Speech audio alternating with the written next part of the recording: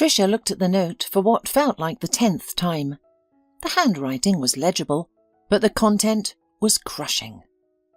Tricia, I'm sorry, but I can't go on like this. I've fallen in love with another woman, and today she and I are leaving for another city. Don't look for us.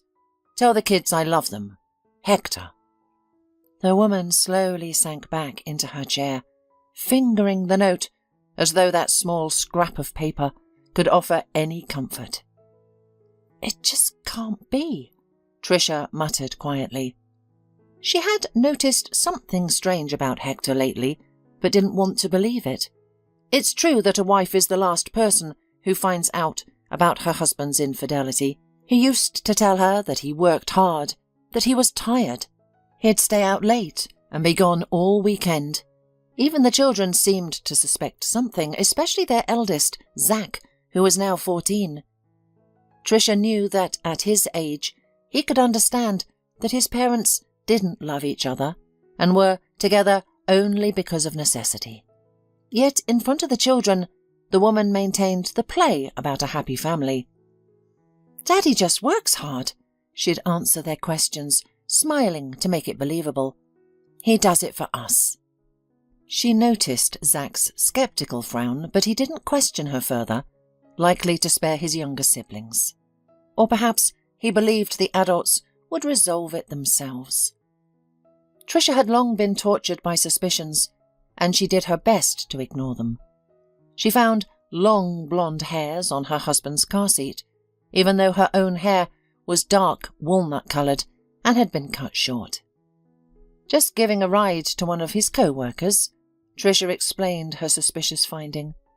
She also rationalised the smell of another woman's perfume on his clothes, the late-night messages, and the evasive looks from his friends.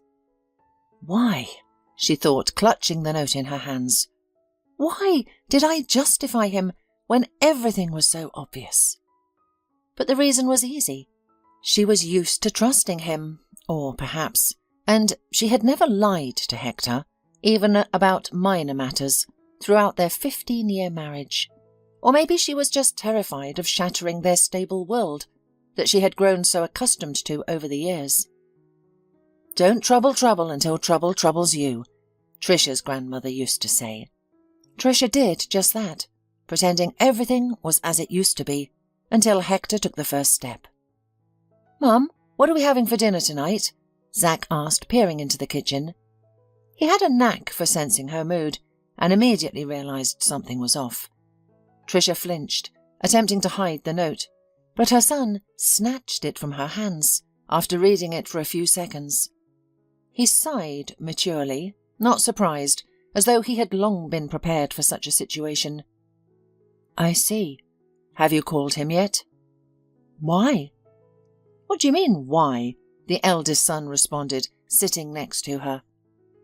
Among all the children, he resembled Tricia the most, with dark hazel hair, expressive green eyes, and a straight, neat nose. But unlike the gentle Tricia, Zach was serious and wise beyond his years, as if he was preparing to take on the role of family head. You'll have to discuss divorce, alimony, and who's going to pay for the flat. We still have a mortgage for 5 more years. You're probably right. I should talk to him about it. It's just that I don't believe it's real yet. Her son sighed, covering her hand with his. I understand, Mum. This is very difficult for you right now. But we both knew this was going to happen at some point. How long has he been cheating on you? 3 years? 5 years? Tricia recoiled. I don't know, and let's not discuss that. You'd better call your younger sister and brother to dinner. Zach stood up. Okay, you're not going to tell them yet, right? No, I'll contact your father first. Tricia crumpled the note and tossed it in the trash. However, despite her attempts, Hector didn't answer any calls or texts. At his work, Tricia was told that he had resigned a few days ago. Tricia also called some of his friends, and they didn't know anything either. The woman gazed thoughtfully out the window. The children were asleep, giving her time to deliberate on her next steps.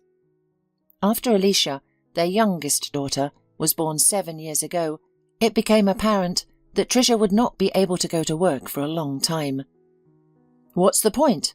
her husband had asked. "Even if you work double shifts at the hospital, your salary won't cover expenses for babysitting, cleaning, cooking. Someone has to take care of the children and the house while you are at work." Tricia sighed, acknowledging that nurses were not so well paid. "Why don't you focus on the house and the children? I'm sure we'll manage financially." So she heeded her husband's advice and resigned from the hospital where she had worked for many years. There was a shortage of nurses, and her responsible, careful nature was greatly valued, making her departure a significant loss. She hadn't wanted to quit. She enjoyed her work, but juggling it with caring for her husband and children was challenging. After leaving her job, Tricia initially felt lost. Now, her mornings were spent taking Alicia and Brandon to kindergarten and Zach to school. She would then go to the grocery shop, wash dishes, tidy up toys, do laundry, sweep and mop the floors. By the time lunch was ready, it was time to fetch the younger ones from kindergarten. Picking up Zach from school used to be part of her routine, but once Brandon started attending kindergarten, Zach protested. "I'm an adult now," he told his mother. "I can walk to school by myself." "You're only 9, Tricia objected. Zach just furrowed his eyebrows stubbornly. "The school is near the house. You already have 2 children to pick up from kindergarten, and then there's me. I'm embarrassed to walk with my mum, like a little kid, honestly." His mother sighed and agreed.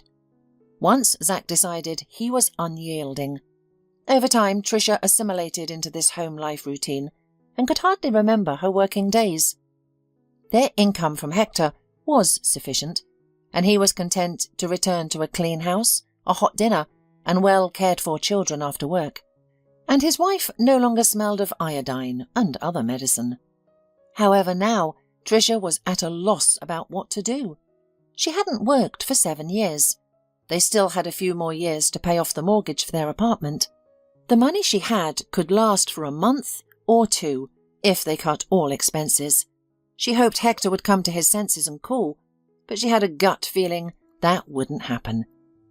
What should she do then? Where should she get money? Tricia had no one to help her. She didn't know her father, and her mother had passed away 5 years ago. "I need to find a job," Tricia thought, "or we'll end up on the street." The woman sitting across from Tricia glanced at her resume again and sighed heavily. She pushed her heavy metal-rimmed glasses down to the tip of her nose. It was nearly the end of the workday, and the employment officer wanted to get it over with and go home as soon as possible. But now she had to deal with this situation. A 30-year-old woman, the mother of 3, who hadn't worked for 7 years, having last been a nurse in a hospital. "I don't know what to suggest to you," she said. "I assume a daily duty or even full-time work wouldn't suit you." Tricia sighed and gestured dismissively. The woman snorted in displeasure. "Then I have nothing to offer you." "Nothing at all?" Tricia asked for clarification. "Yes," she said briefly, but seeing the look of desperation on Tricia's face, the woman tried to reassure. "I still have your phone number. If anything comes up, I'll call you." "Thank you," Tricia said, smiling before she walked out and carefully closed the door behind her. Once outside, she got into her old black Toyota, a car she had purchased before her marriage. Leaning back in the driver's seat, Tricia exhaled slowly. "It's okay," she muttered to herself. "I'll overcome everything." She mentally counted her remaining money. It was enough to last another month. She had already minimized her expenses, but didn't want to compromise on her children's needs. However, if she couldn't secure a job, she'd have to cut back on her activities. She considered selling her belongings. Her clothes and shoes weren't particularly valuable, but she could pawn her jewelry, laptop, and perhaps the TV in her bedroom. But what's next? Would she have to take the full-time job? What about the kids? Leave them alone from morning till night? Of course, Zach is 14, Brandon is 10 and Alicia is 7. They are not babies, and Zach has been saying that he can cope with the younger ones. Feed them, take them out of school, make them do their homework. Only, do I have the right to put the responsibilities of adulthood on his shoulders so early? But 2 weeks later, Tricia had a sudden phone call. "Hello?" she said carefully into the receiver, a sense of dread creeping over her as she anticipated an offer for some credit or a tale of a suspicious transaction on her card. Unexpectedly, the pleasant female voice on the other end surprised her. "Hello, my name is Mary Austin. Your number was given to me by the employment service. Are you still looking for a job?" "Yes," Tricia replied hastily, embarrassed by her own impulsiveness. "Good." The woman seemed genuinely pleased. "It says here you have many years of experience as a nurse, and you have worked with critically ill patients?" "That's correct," Tricia confirmed. "I'd like to ask, would you consider a position as a caregiver?" Tricia hesitated for a moment. She had never worked as a caregiver, but she reasoned it couldn't be much harder than nursing. If she could manage an entire ward, she could certainly handle one seriously ill person. "I would need to know all the conditions first," she answered cautiously. "Of course, I'll tell you everything," Mary Austin promised. "Would it be convenient for you to come to my office tomorrow morning at 10 o'clock? "Yes, of course." "Great. I'll text you the address. See you tomorrow. I'll be waiting for you." "Goodbye," Tricia replied, ending the call. Her heart pounded inexplicably. It was too early to celebrate, but the spark of hope had been reignited. After dropping the kids off at school, she drove to the appointment. Along the way, she replayed potential answers to any questions she might be asked and noted down her own queries on her phone. The office was in the city centre, inside a huge modern business centre.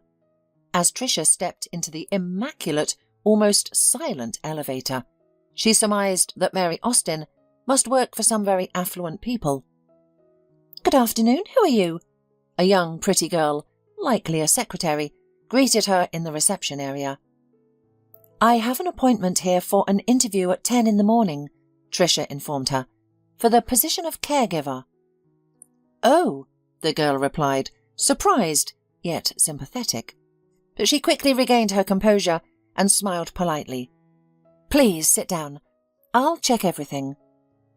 Tricia sat down and the secretary called on the phone and asked something quietly and quickly into the receiver. The answer was apparently positive.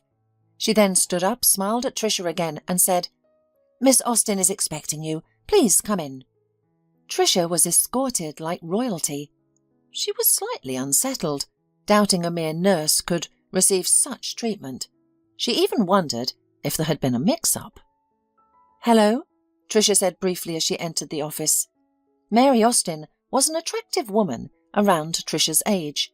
She had black hair tied neatly in a low ponytail, an expensive pair of glasses, and was clad in a business suit. "Good afternoon. Please have a seat."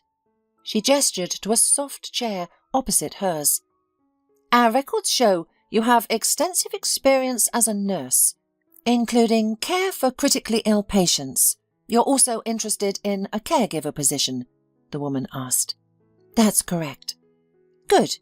I represent the interests of a client who needs such a caregiver. He has been paralysed below the waist for several years and suffers from several cardiovascular, respiratory and digestive diseases," Mary explained. Tricia nodded, showing she was attentively listening. "Physically, your work won't be strenuous. The entire house is adapted for my client's needs.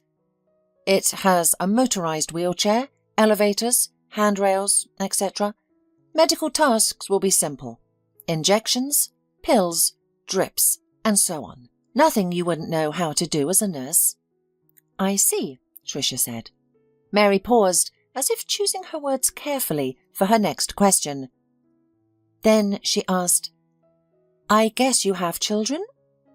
Tricia swallowed. From that moment, the woman at the employment centre began to look at her in such a way that it became clear that she would never get a job. But there was no point in lying. "I have 3, Tricia replied. Mary nodded thoughtfully. "They're all in school? And they'll be on vacation soon, right?" "Yes, in a couple of weeks." "Are you considering a residential option? My client's house is out of town. It would be inconvenient for you to commute daily." Tricia shook her head. "I don't have anyone to leave my children with," she said sadly, expecting to be dismissed. But Mary said, "You don't have to leave them. You and your children will live together on the estate, in the outbuilding. It's a separate, cosy building. I assure you, you'll like it." Tricia looked at her incredulously. "Are you saying that we can live in the tenant's house for free?" Mary nodded and smiled. "Additionally, you won't have to cook. The meals are free, as is the lodging. You'll eat with the rest of the staff." "That sounds tempting," Tricia said cautiously, suspecting a catch. "Exactly," Mary confirmed cheerfully. "Would you like to know the work hours and wages?" "I would," Tricia replied cautiously, and Mary swiped across her tablet screen and turned it toward Tricia, whose eyes widened. "This is the weekly pay," she explained. In a week? Tricia was even more surprised. So much. "Yes," Mary sighed a little too humanly, distracting from her flawless business image. "I understand you're expecting a catch, and there is one." Tricia pressed her lips together, slowly nodded, and looked questioningly at Mary, who removed her glasses and tiredly rubbed the bridge of her nose. "My client is a unique individual with a challenging character. Not everyone can get along with him," Mary said finally. Tricia exhaled in relief. "That's it? I've encountered all sorts of people in my years at the hospital. We didn't receive additional pay for dealing with difficult personalities." "It's not quite that simple. I can't guarantee a stable work schedule. Essentially, if my client decides he needs you at 2 a.m., you will have to wake up and be there." "But everything you'd mentioned before is accurate?" "Yes. The salary, as I previously mentioned, is paid weekly due to high staff turnover. You and your children will live in a separate building and have meals provided. If you or the children need transportation, a car with a driver will be available. So, in return, I must care for an irritable elderly millionaire and be ready to serve at any moment." "You could say that." "I'm ready," replied Tricia. "When can we start?" After some time spent on paperwork and waiting for the children's holiday to start, they finally packed up and headed to Mr. Arnold's estate. "Mum, is he some sort of madman?" Brendan asked. "We're going to an isolated place." Tricia flushed, aware that the driver Frank was listening. He had been sent by her new employer. "Brandon," Tricia scolded, "we're not just going anywhere. It's a closed settlement. Mr. Arnold is an ordinary person. Please mind your words when you meet him. This job is crucial to me." "Mr. Arnold will likely only meet you," Frank interjected. "He isn't fond of new people. Also, he instructed me to take you directly to the outbuilding." "I see," responded Tricia. Shortly afterward, they arrived at the settlement. "Wow," Brandon explained. "If there are people living here, they must be very wealthy." "Brandon," Zach chuckled, while Alicia almost hit her forehead against the glass, straining to see everything. Once they drove through the entire settlement, they reached a large area enclosed by an elegant yet tall wrought iron fence. The driver pressed a button on a small black remote and the gate swung open. "We are now entering the estate grounds," Frank commented. They drove for a while along a road lined with neatly trimmed trees. A massive modern house made of glass and metal loomed ahead. However, the car veered left and didn't head towards the mansion. A few minutes later they pulled up to a small, tiny wooden house. Upon entering inside, Tricia noticed that despite its compact exterior, the house was surprisingly spacious inside. The small entryway led directly into a living room that also served as a kitchen and dining room. A large ensuite bathroom was available, and, most importantly, there were 4 bedrooms. "Wow!" Brandon squealed. "Am I getting my own bedroom?" Tricia smiled. "It appears so." In their apartment, the brothers shared a room, while only Alicia had her own. Zack gazed at his mother and smiled. "He's all grown up now," thought Tricia suddenly. "He needed a separate room a long time ago." Meanwhile, Frank had already brought in all their things and said, "Settle down, rest. They'll probably call you for dinner in about an hour. That's when you'll meet everyone." "Thank you, Frank," said Tricia sincerely. He smiled. "It was a pleasure to meet you all. I hope you enjoy it here and decide to stay." In the hour they had, everyone managed to unpack their things and start getting used to their new surroundings. "Mummy, I really like it here," exclaimed Alicia, running up to Tricia and hugging her legs. Tricia smiled and stroked her daughter's hair. "I'm very glad," she said. "I hope you won't get bored here while I work." Just then there was a knock at the door, and a tall, fair-haired, brown-eyed man entered the cottage. He was dressed simply in a white t-shirt and black jeans, but his confident demeanour suggested that he played a significant role there. "Good afternoon, everyone," he greeted first. "My name is Nick. I'm Mr. Arnold's assistant and the manager of this house." "Pleased to meet you," she replied. "My name is Tricia, and these are my children, Zack, Brandon, and Alicia." "How do you do?" greeted the children in unison. Nick smiled. "I'm very glad. I'm sure you'll liven up our sleepy kingdom. Now, let's all go have lunch." He led them down a path that led to the side entrance of the mansion. Through this door they entered a large, cosy kitchen. "Here are our newcomers," greeted a cheerful woman's voice. Tricia saw a slightly overweight woman in her 50s. "I'm Sarah," she said. "I'm in charge of food in this house. Please join us at the table." Tricia introduced herself and the children, and they took their seats at the table. There were about 10 other people there, all employees of the manor. They introduced themselves to Tricia, but she was so nervous that she merely smiled and nodded in response. Nick sat to Tricia's right. "Don't worry," he whispered in her ear. "You'll remember everyone in a couple of days." "How do you know what I was thinking?" Tricia asked. "It's not difficult. When I got a job here myself and everyone was introduced to me, I thought the same thing." Tricia grinned. Her initial fear had subsided.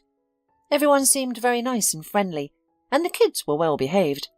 After lunch, Nick took Tricia to meet the boss, while Frank volunteered to give the children a tour of the estate. When Nick and Tricia stopped in front of the office door, her employer's assistant looked her gently in the eyes and said, "Tricia, remember any comments that Mr. Arnold makes are not personal. He is just an elderly man with a difficult past and a bad temper. That's why we're offering you a good salary and luxury conditions." "Thank you for saying that, Nick, but don't worry, I'm tougher than I look." "I'm sure you are." Nick smiled, and then he knocked and opened the door. "At last," came a creaky old voice. "I thought I was going to die in here before any of you decided to come in.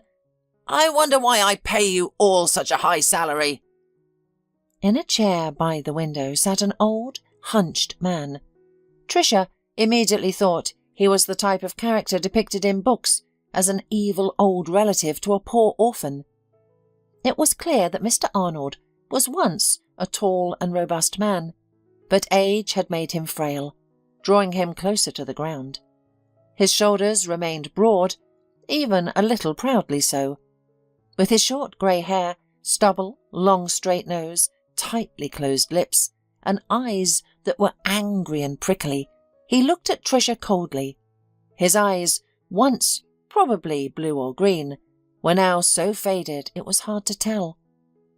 With those eyes, he studied Tricia as if scanning her, checking what was inside her. "Who is it?" he asked Nick, ignoring Tricia as if she weren't capable of answering. "This is Tricia," Nick replied. "She'll be your new nurse." "Hello, nice to meet you, Mr. Arnold," Tricia said, unwilling to stand around waiting to be addressed. The old man frowned unhappily, as if he had tasted something sour. "Yes," he said. "They get worse every time. Fine. Nick, we'll see how we can work with her later." The assistant gave Tricia one last smile and left. Without Nick, Tricia instantly felt vulnerable, but she was unwavering in her decision to not let her mentee ruin her mood. She needed this job. She liked the cozy house where they were located, and she appreciated not having to go anywhere. And she certainly had no plans to leave within a week. So, Tricia composed herself, smiled, and said, "Well, where should we start? Maybe I should shave you first. You look more like a homeless man than a millionaire." Why did I say that? She thought in horror. I wanted to discuss my skills, how I'm a highly qualified nurse. Now he's going to fire me for sure. Mr. Arnold raised his thick eyebrows and unexpectedly burst into laughter. "Like a homeless man," he exclaimed. "Well, if that's the case, lead me to the bathroom." "Where's your bathroom?" she asked. The old man rolled his eyes.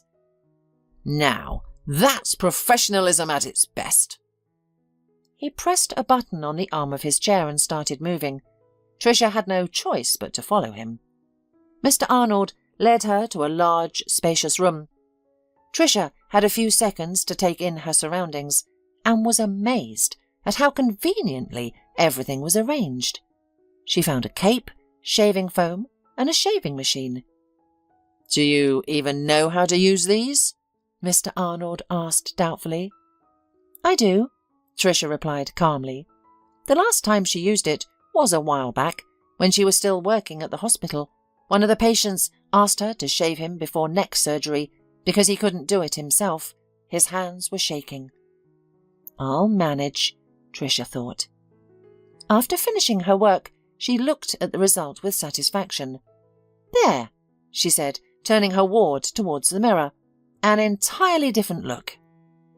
Mr. Arnold saw himself and was aghast. "What have you done, you fool?" he shouted. "Couldn't you at least leave a few millimeters? Why did you cut everything to 0? Now all my wrinkles and folds are visible. I look like I'm about to die." Tricia swallowed but decided not to show fear. "It's unhygienic," she said sternly, "and it looks better on you. Trust me as a woman." The old man chuckled. "Have you ever had a man, woman? You look like an old maid."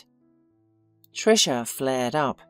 She had arrived here in a simple dress without makeup and her hair in a ponytail.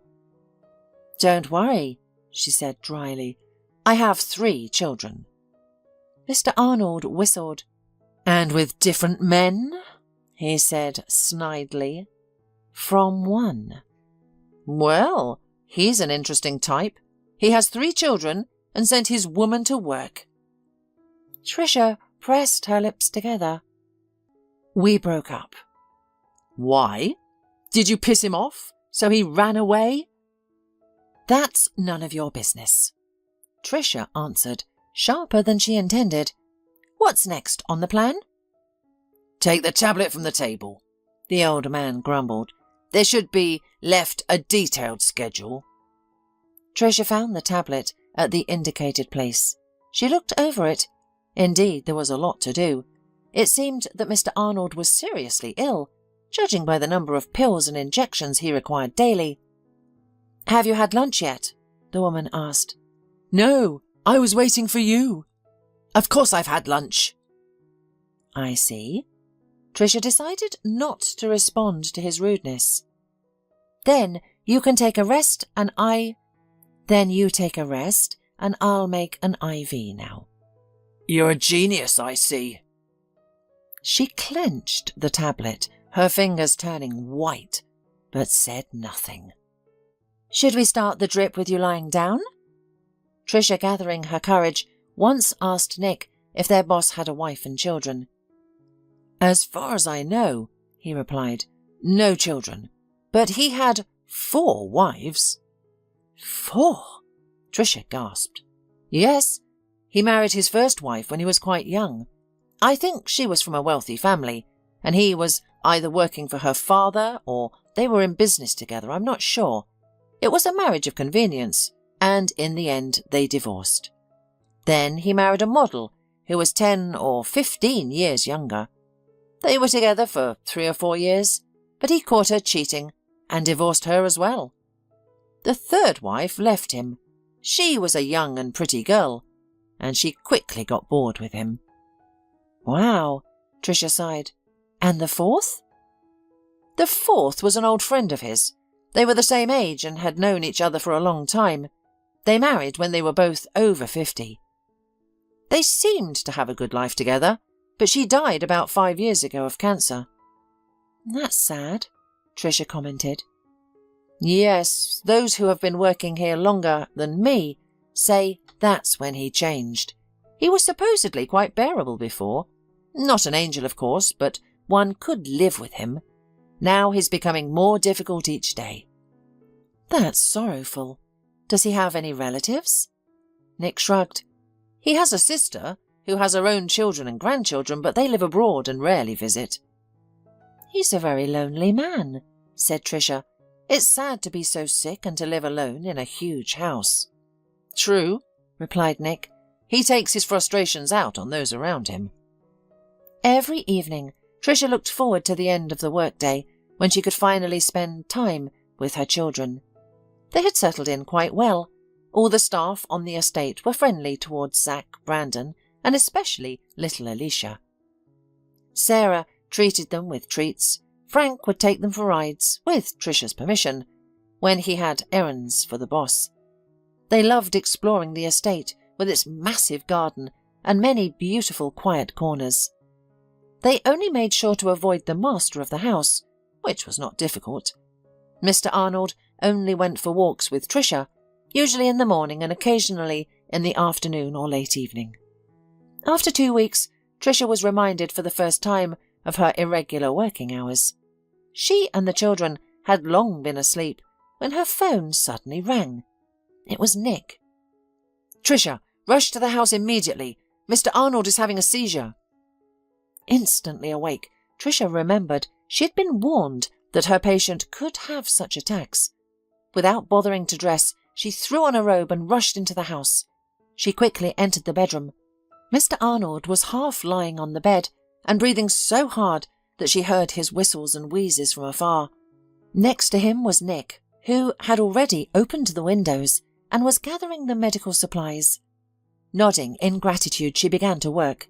She placed an oxygen mask over Mr. Arnold's face and started the oxygen supply. She then found the necessary medication and administered it. Thankfully, the attack wasn't severe, and the drugs took effect quickly. "How are you, Mr. Arnold?" she asked, once his pulse and breathing had stabilized. The old man wheezed. "For the man who nearly died, I'm well." "You need some hot tea," Tricia suggested. "I'll have it made right away." "Good," he replied. "Also, I have one more favour to ask. Will you do it?" Tricia nodded. "Yes, of course. What is it?" "Hurry up next time, or you'll be too late." Tricia felt her sympathy for the old man evaporate. "I'll try," she replied coolly. "I'll go and arrange for the tea." After she had asked for the tea to be made, Nick came into the kitchen. "How are you?" he asked. "Fine." "That's just the way he is. He'll play the scumbag till the end, even when he's dead." "Play?" Tricia asked. "That's the way he is in my mind." The manager sighed and ran his hand through his hair. "You know," he said in a confidential tone, "I sometimes think the boss isn't really like that. He just decided at some point that this was the only way to communicate with the world, and he's now afraid to act human." Tricia shrugged her shoulders. A noble version, Nick, but I'm sorry. I believe he's being sincere. Nick smiled. Would you like some coffee? He suggested. No, I'd rather go to bed. Good night. Good night, Tricia. The next day, when Tricia and the children came for breakfast, Nick made an unexpected announcement. Tricia, you have the day off today. Why is that? She wondered. The manager shrugged. The chief said so. His sister's visiting him with the kids. I guess they'll look after him. Tricia frowned. And the injections? The drip? Nick waved his hand. Don't worry, we call a nurse from a private clinic. And why doesn't she come every day? Why do you need me? The boss doesn't like new people. Sarah suddenly chimed in with a smile, who was serving cheesecakes to the children. That's why he insists on having someone permanent, someone who knows all of his habits. I see, Tricia replied. She added mentally, so he drives people crazy and makes them quit. A permanent slave is more pleasant to abuse than nurses from a private clinic who will be different every time. She didn't say it in front of the children because she wanted them to believe she had a good job. We've almost all been given the day off, Frank chimed in. If you don't mind, Tricia, and you guys too, I can take the kids to the zoo, and we can stop for lunch somewhere on the way. Hooray! Alicia cried joyfully. Of all three, she was the closest to the young, cheerful driver, who always paid attention to the children. No, my dears, Tricia said firmly. Frank has the day off and I can't impose on him. But the driver dismissed her concerns. Don't worry, Tricia, he said. I'm going to the zoo with my nephew, who's 10. I can take your kids too. It's not a problem for me. Tricia looked at the children with doubt. We'll behave, Brandon pleaded with his mother.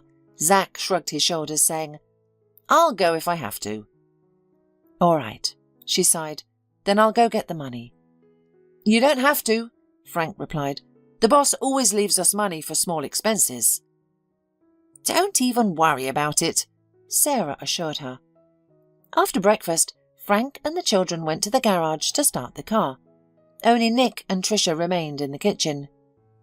Do you have plans for the weekend? Nick asked Tricia. I'm not sure. I guess I should go to the city and check on the apartment. Nick perked up. Do you want to go together? I've got a couple of the boss's errands to run. It won't take long, and then we can check your apartment. We could have lunch on the way back, if you don't mind. Yes, we can, Tricia replied. With Nick, she felt at ease and comfortable. He knew how to keep a conversation going without being intrusive. He spoke interestingly about his current affairs without revealing too much. Tricia realized how much she had been missing simple human interaction. After she resigned from her job, her life revolved around her husband and children. She had friends from college and work, but they had their own lives, husbands, children, work, and couldn't meet too often. After Hector's leaving, she retreated into her troubles. Worrying about job prospects, mortgage payments, and her children's feelings consumed her. She had no time for herself. How long have you been working for Mr. Arnold? She asked Nick. Nick thought for a few seconds, then replied, 5 years. That's a long time, she exclaimed. Well, except for you, I'm probably the newest in the house. Amazing. How do you all manage to stay? Has he always been like this? Nick laughed. When I started, he was perhaps a little gentler, but he wasn't particularly kind. I can't deny that I've had my difficulties with him. I can imagine, Tricia sighed. For the first 6 months, I wanted to quit about 7 times a day. Eventually, it became less frequent. Now, I don't think about it at all, Nick confessed. Tricia frowned. Why? Is it the salary? It plays a part, yes, but it's not the only reason. What else, then? Tricia was curious. Nick seemed so smart and confident. Unlike her, he could probably find many great jobs elsewhere. Experience, Nick replied. I not only manage the house, but also help Mr. Arnold to conduct business remotely. Although he looks so weak and decrepit, his brain is still sharp, and I'm doubtful I could find another job that would let me learn how to manage such large capital." "I see," said Tricia, "but your life seems to revolve around Mr. Arnold. Don't you find that a pity? I assume your wife and children hardly see you at home." Nick laughed. "Of course I don't look very young," he said, "but I'm only 33. Tricia was embarrassed. "I don't know what you mean," she admitted. "And you look wonderful." "Thank you. I'm flattered. It's not every day I get compliments from such beautiful women. I meant I don't have a wife and children yet." "Fiancé?" "No." "Girlfriend?" "No. Does that look suspicious?" Tricia laughed. "A little," she admitted. "I'm just a workaholic. I want to start a family when I'm sure I can provide for them. By the way, we're here. Can you wait? It's just 15 minutes, then we'll drive to your apartment." "Sure," Tricia replied. Nick grabbed some folder with documents and left. Tricia was left alone in the car. She thought that perhaps, like Nick, she might find herself tied to this house and the mean old man for years to come. It's summer now, but what about in the fall, when the kids go to school? She suddenly realized that Mary Austin, who had hired her, hadn't discussed this issue with her. Likely because she hadn't expected Tricia to stay for so long.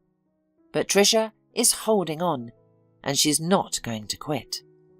"No, you, Mr. Arnold, won't get it." She bit her lip painfully, remembering last night.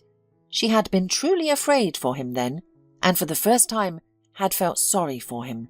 But he, as soon as he could breathe, immediately insulted her. Nick came back and interrupted her sad thoughts. He looked pleased. "Let's go to your place?" "Let's go." It was unlikely, as if anything could happen there, but Tricia was still more used to being in control. "Now for lunch," said Nick cheerfully. "I'll show you a wonderful place." "I don't think they cook there as well as our Sarah does," laughed Tricia. "Oh, yes," Nick sighed, "but I'll still try to surprise you." He took her to a large French restaurant situated on the top floor of a high business centre. The pleasant music playing and the air conditioners operating at full blast were a welcome respite from the hot summer day. They were led to a table with 2 comfy sofas by the window, offering a view of the river and the bridge. "Would you mind if I chose for you?" Nick asked. "Go ahead," Tricia cheerfully responded. "I am not familiar with everything here anyway." "Fine," Nick replied. When the waiter came up, Nick pointed his finger at several items on the menu without showing Tricia. So she didn't know what to expect and was very surprised when the first thing they bought her was a glass of red wine. "It's only lunchtime, isn't it?" she reminded her companion. "So?" Tricia sighed, unable to find any other argument. "And you won't have any?" "I'm driving." "Right." The wine was a balanced mix of moderate sweetness and tartness. Tricia savoured the taste, realising that she couldn't recall the last time she had simply sat and spent time leisurely with a glass of wine. "Thank you," she said. "This is the most wonderful day of last year." Nick smiled. "Wait to thank me," he said. "The meal hasn't arrived yet." "Tell me about yourself," Tricia requested suddenly. "You're quite the mystery to me." The man's eyebrows rose in amusement. "Now that's a confession. Why am I a mystery?" "It's just that I know nothing about you," she admitted. "Neither do I about you," Nick retorted. "Fair enough, but let's start with you." Nick hummed in agreement. "Well, let's. I'm not from around here, born in a small township far away from here. I attended an ordinary settlement school, grew up in an ordinary family. But I always had big ambitions. That's why I decided to come here. It wasn't easy, but I managed. My student years were fun, then I got a job, then I changed 5 more jobs until I got to Mr. Arnold. And the rest you know." There's a feeling that you skipped a lot in your story, Tricia remarked thoughtfully. Who knows? Maybe I'll tell you about it later. Now we are going to talk about you, he urged. Okay, well, I don't have anything interesting either. I'm from here, but I was raised by my mum. I never knew my father, and my mum didn't tell me much about him. She was a music teacher, so we lived modestly, she confessed. Did you go to music school? Tricia sighed. Oh, yes, 2 long years of my life. I only remember one tune now. My mother made me play it most often. Everything else faded from my memory. I've played it so many times that if you woke me up at 2 a.m., I'd play it with my eyes closed. What's the tune? Bach? Chopin? Tchaikovsky? No, it's not classical, that's for sure. Honestly, I don't even know. My mum never told me who wrote it. I have a theory that she composed it herself, but I can't confirm it, she shared. Do any of your children go to music school? No, Tricia responded curtly. Unlike you, I didn't study very well, Tricia continued. For some reason, I suddenly decided that I wanted to be a nurse. I thought it was a beautiful, noble, and romantic profession. It is, said Nick. Not a bit, sighed Tricia. No, I don't regret it. I found studying interesting and working as well, especially at work where I met Hector, my husband. He was your patient? Yes, I had just started working and I didn't know how to do anything myself. I remember even my hands were shaking when I was giving injections or dressings. I thought it was obvious, but Hector didn't notice. Nick smiled. I'm sure he fell in love with you at first sight. He said he did. In fact, I liked him too. We started dating soon after, and 6 months later we were married. Shortly after, I found out I was pregnant. You've become a very young mum, Nick smiled. Yes, the first time was difficult, but then my mum was still alive. She helped me a lot. Tricia sighed. Then Zach grew up, went to kindergarten, and I went back to work. However, when he turned 4, I got pregnant with Brandon, and 3 years later, Alicia was born. After Alicia was born, we decided I'd stay at home, so I didn't work for 7 years. Wow, said Nick. I must say you're doing a great job, especially after such a break. Tricia smiled. Thank you, that's nice to hear. Can I ask you a personal question? Nick asked. Tricia took another sip of wine. Why did I split up with my husband? Yes. He left me, Tricia confessed, possibly influenced by the wine. He just left a note saying he was in love with another woman. He didn't even talk to you? Tricia shook her head. What about the children? He didn't even say goodbye to them either. How awful! And child support? Tricia smiled sadly. It's all right. I'm fine now. That's why you're hanging on to this job. Exactly. They fell silent for a few minutes, contemplating the conversation they just had. Then Tricia asked, What about your love life? You're only 2 years younger than me. I can't believe you haven't had a serious relationship. Nick smiled sadly. I have, and quite a long one. When I was still at college, I dated an ambitious girl. We both had ambition, but our goals were different. My ambition was career-focused, while hers was to find a successful man. Aren't you a successful man? Asked Tricia in surprise. Well, thank you for such a compliment. It's hard for me to assess myself. Then I say you are a successful man, interrupted Tricia. Much obliged, replied Nick with a smile. Well, regardless, my girlfriend at the time did not see me as a successful man. She broke up with me, saying she deserved better. A very foolish woman, Tricia commented. After that remark, I need to get you more wine, said Nick, signalling the waiter. So she left me and I decided to become a successful man so she would come back to me. And how's that going? Great! Along the way I realized that I don't want to be with a woman who doesn't value me for who I am, but for my social status. Tricia nodded. And I don't want to be with a man who left, leaving only a note on the table, she said. Nick smiled sadly. I fully support such a wise decision. In the morning, Tricia awoke with difficulty. Her head was throbbing, her mouth was dry, and the sunlight streaming through the curtains seemed unbearably bright. I've overslept. I probably didn't even set my alarm clock last night. But the clock indicated that it was still early. Tricia showered and brushed her teeth. Ensuring that the children were still asleep, she quietly went to the main house. Sarah was already bustling about in the kitchen.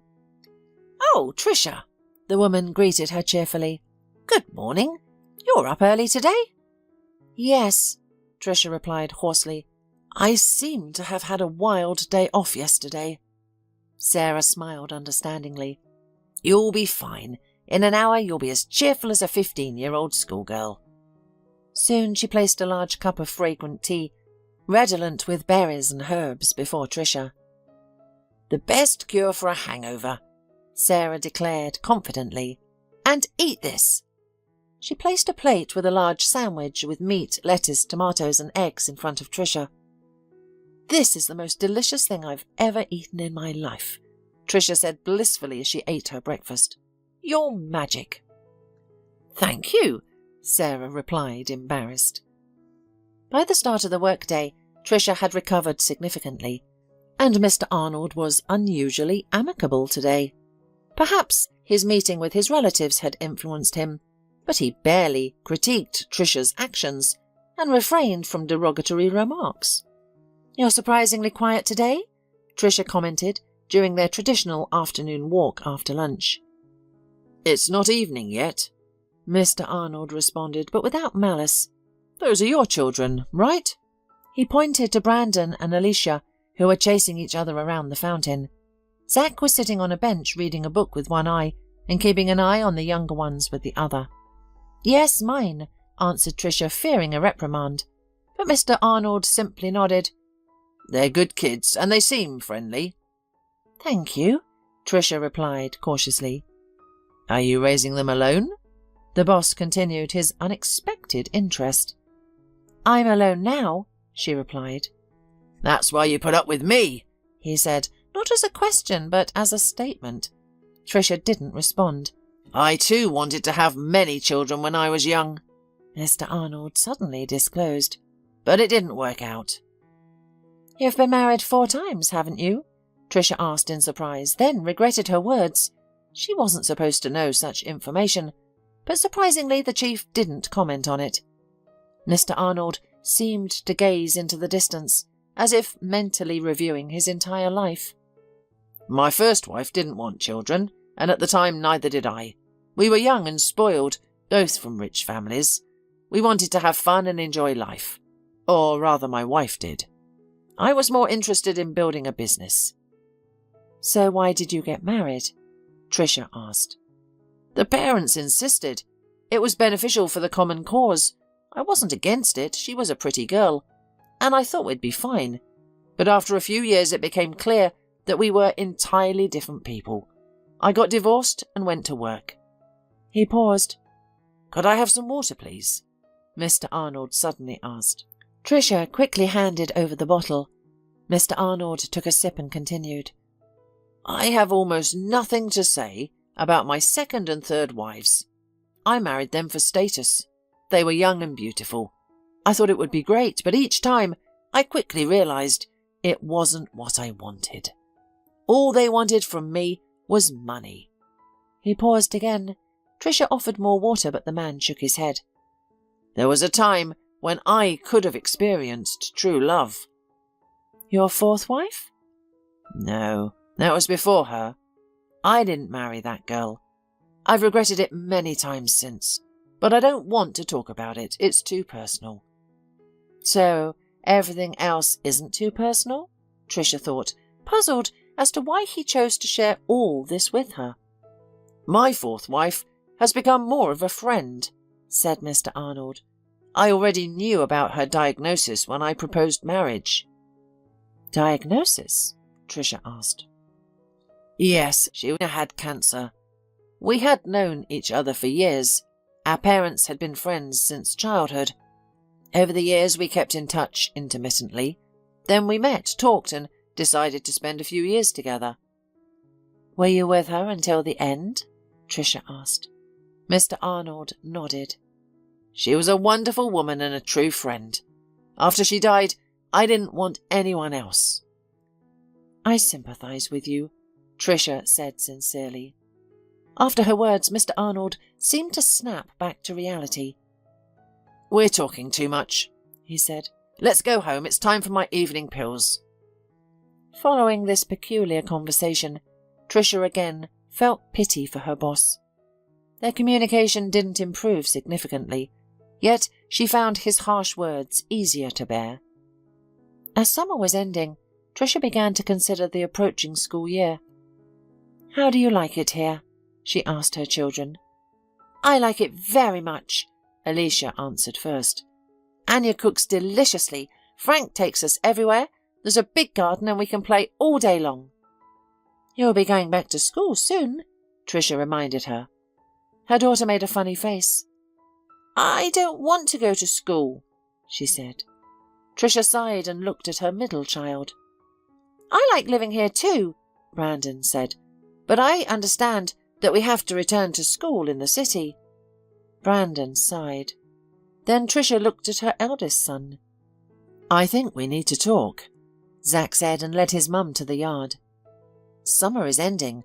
We'll all have to go back to school soon and consider our accommodation situation. Tricia smiled, saying, You're as rational and serious as ever. Their son nodded, confessing, Daddy called me the other day. Tricia's eyes widened in surprise. Why didn't he call me? I guess he's afraid, but the official reason is that he's very busy. I see, Tricia sighed. What did he want? As far as I can understand, he wants to meet with you, perhaps to discuss the divorce, or maybe he wants to reconcile. Tricia laughed, exclaiming, Reconciliation? Well, maybe. Tricia hesitated before asking her son, Do you want that to happen? Zack shook his head, saying, I don't mind if Brandon and Brenda see him, if they'd like to. I'll see him too if necessary, but the rest is for you to decide. He is your father, she reminded, but I don't think I love him any more, and I can't forgive what he did.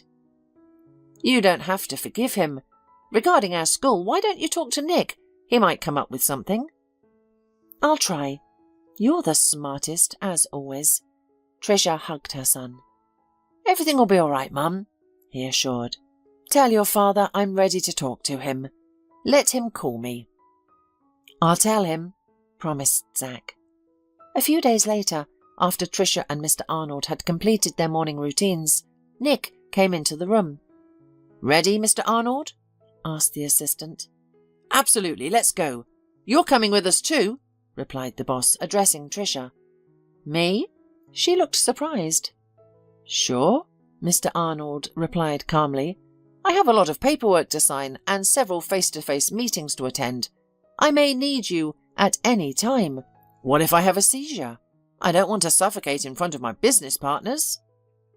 As they drove to the business centre, Nick said, We're not sure how long it will take, so you can wait for us in the restaurant. It's in the same building on the top floor. Just ask them to bill everything to Mr. Arnold.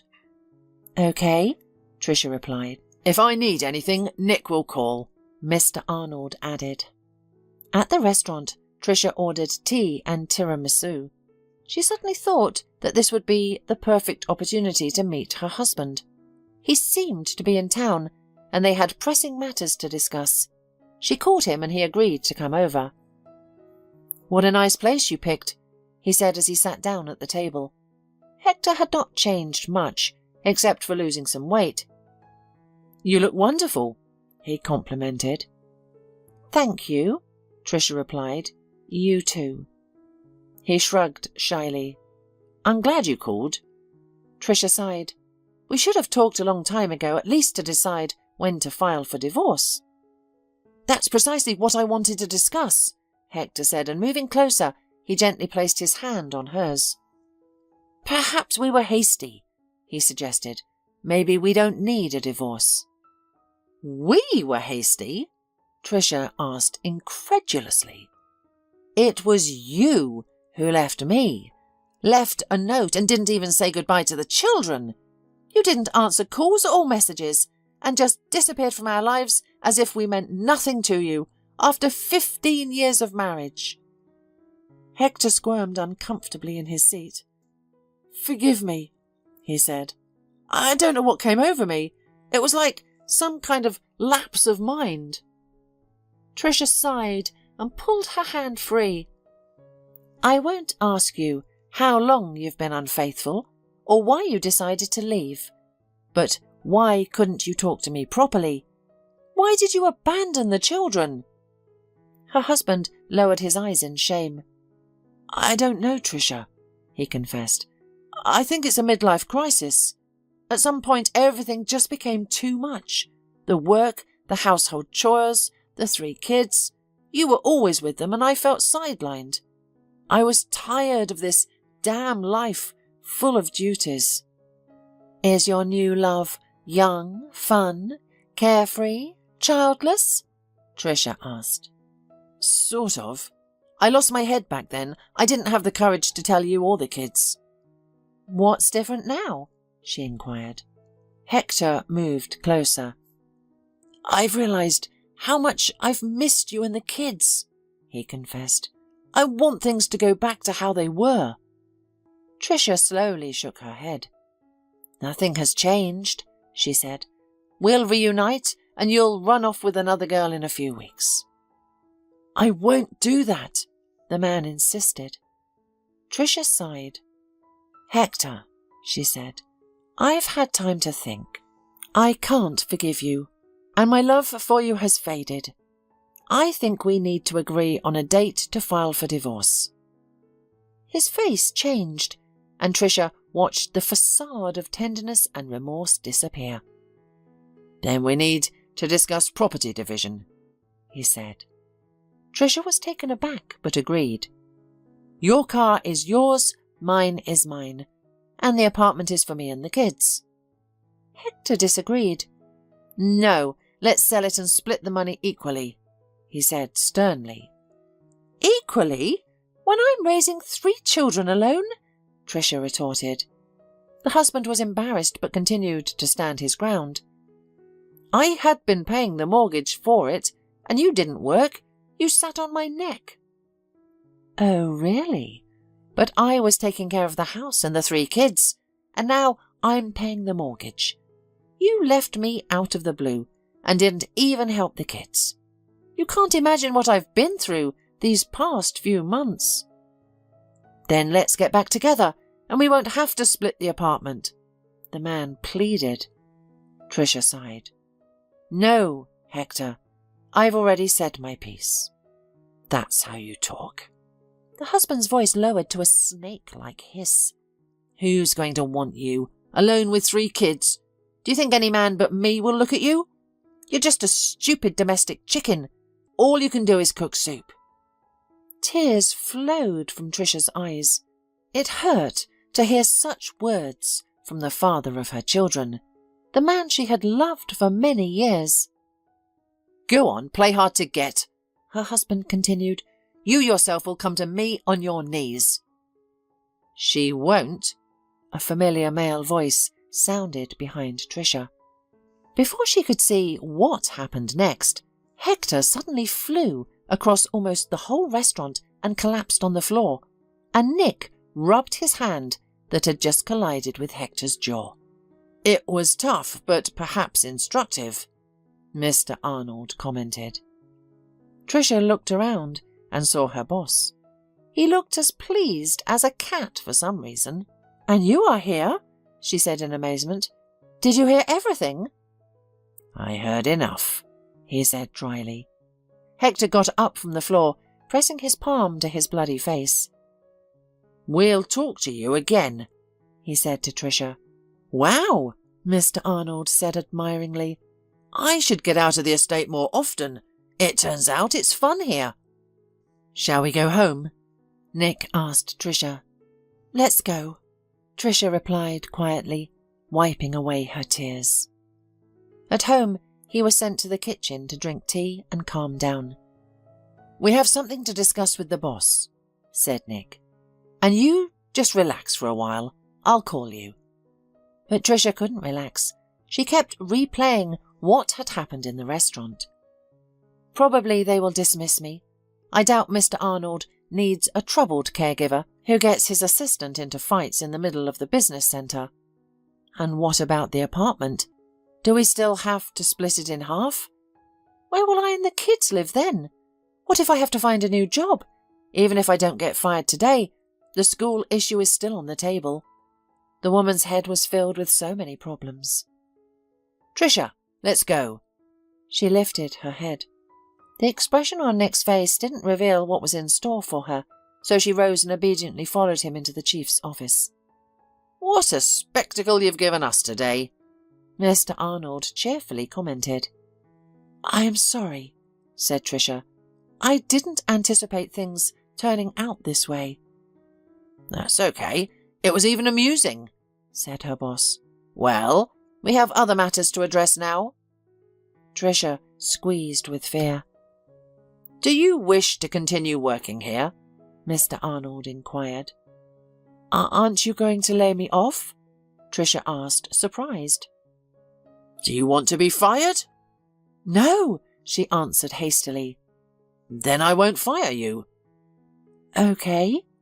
Tricia was taken aback. "Your children will soon start school, so I'll provide a car and driver to transport them to and from school." Tricia was stunned. "But why?" she asked. "Because I don't want to find a new caregiver," the boss replied calmly.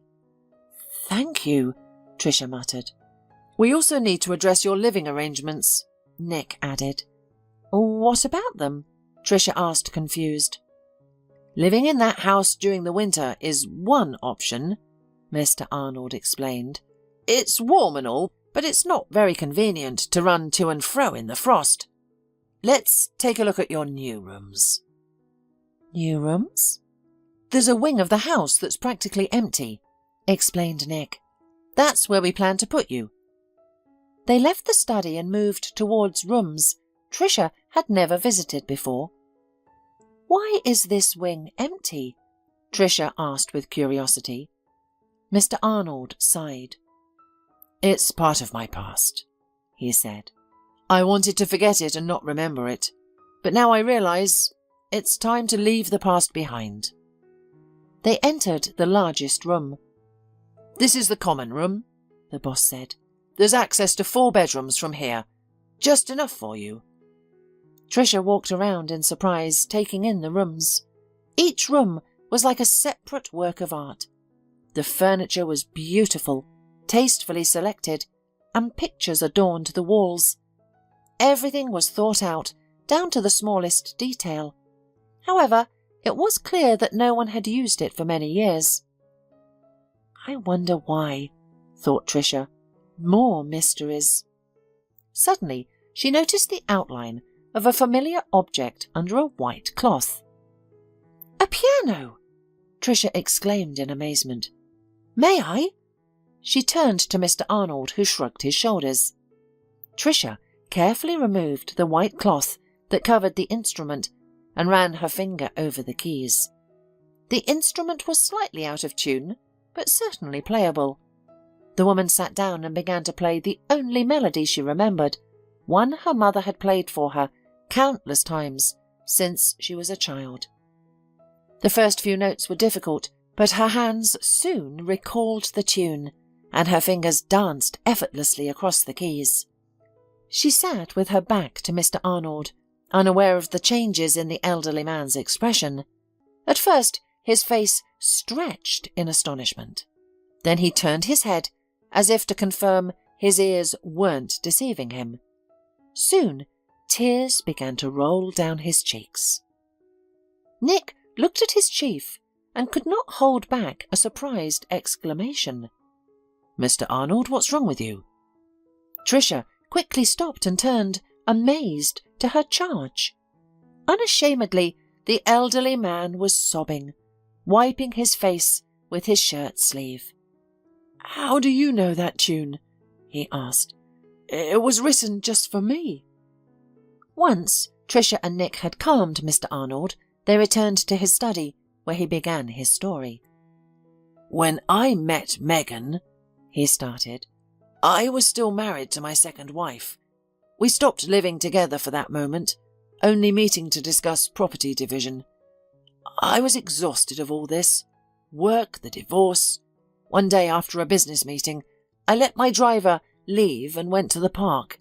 I sat on a bench and realized how pleasant it was. Just sunshine, bird songs, greening trees. And then I saw Megan." Tricia was stunned, her heart pounding. She could hardly believe what was happening. "She was so beautiful," Mr. Arnold said dreamily. "I have never seen a woman so beautiful. And when she smiled at me, I knew I was done for." Tricia noticed Nick looking at her, but he seemed embarrassed when she caught his eye and turned his attention back to the boss. However, Mr. Arnold seemed oblivious to his surroundings, lost in memories from over 35 years ago. "My feet led me to her," he continued, "and for the first time in my life, I was scared. I was terrified she would refuse to know me. I've known many women, but none have struck such awe in me upon first sight." To my delight, she agreed. He smiled blissfully. "I don't think I've ever been so happy. My wife and I were already separated, so I brought Megan to this house and built this wing just for her. It's the sunniest side of the house, and the piano—" "Did she play for you?" Tricia interrupted. "Yes, Megan taught music, and that tune you played, she composed especially for me." "Why did you two break up?" Tricia asked. A tear rolled down Mr. Arnold's face again. "I was a fool," he said calmly. "I wanted to marry Megan, and she refused me. She said that she and I were from different worlds, that she didn't want to become just a rich businessman's wife and stay at home. I tried to persuade her, told her she could do whatever she wanted and be herself. But she refused and ended our relationship." "Then why do you say it was your fault?" Tricia asked. Mr. Arnold sighed. "Because I didn't insist on my own way. Because I gave in easily. Because I didn't find out then that she was pregnant." Tricia looked up at him. Mr. Arnold was staring right back at her. "Yes," he said calmly. "I'm sure you're my daughter." Tricia blissfully stretched out her legs and lifted her head, enjoying the sun. She liked it here. The sea always had a positive effect on her, especially now they were starting vacationing as a family every year. "Mum, did you see that? I swam faster than Brandon." Alicia ran up and exclaimed. "Not faster, don't lie," the middle son shouted. He was clearly tired and out of breath, but didn't want to admit defeat to his younger sister, who had been going to swim lessons for 3 years and showing great results there. "I just let you win," Brandon stated. "Sure you did," Alicia retorted. She knew her capabilities and understood her brother was swimming with all his might. Brandon ran off resentfully towards the beach house. "Honey, did you have to tease him?" Tricia gently reprimanded her daughter. "Okay, go take a shower. We'll go to dinner soon." After her daughter had run off, Tricia stretched, reluctantly got up from the sunbed and walked toward the house. She saw Zach lying in the hammock, as usual, talking on the phone. Again with his girl chattering, Tricia thought. He's all grown up now. "Dinner in half an hour," she informed him. He nodded in response, indicating that he heard his mother's words. The spacious house was cool. Mr. Arnold and Nick were, as usual, seated in the living room playing chess. "We'll be going home in 3 days. And you haven't even gotten a tan, Tricia sighed. She playfully ruffled her husband's hair and gave her father a kiss on the cheek. Don't worry, Tricia, her father reassured her. We'll make it. How's the sea? Nick inquired. Warm, Tricia responded. How's the game? It's a draw, the father sighed. Nick is not only adopting my business acumen, but also my chess-playing skills. Nick grinned. I learn from the best, Mr. Arnold, he answered. By the way, checkmate. Oh, you? Mr. Arnold swore. Suddenly, Alicia appeared. Grandpa, what did you say? Feigning severity, Mr. Arnold coughed in embarrassment. Young lady, that's a phrase you're legally not allowed to say for another 8 years. Alicia laughed. We have worse swear words at our school. And then she dashed off to the shower. We need to change schools, Mr. Arnold stated decisively. I won't have my only granddaughter learning such language. Then we may have to change grandfather too, Tricia said, laughing, because Alicia hears such words most often from you. A fair point, her father conceded, sighing. I'll try to swear less often. Tricia smiled, looking back towards the sea. Through the transparent, panoramic wall of their cottage, she could see the large red sun approaching the horizon. I feel so good, she commented, as Nick came over and wrapped his arms around her from behind. I always feel good with you, her husband replied. Me too, Tricia agreed, and I'm perfectly happy.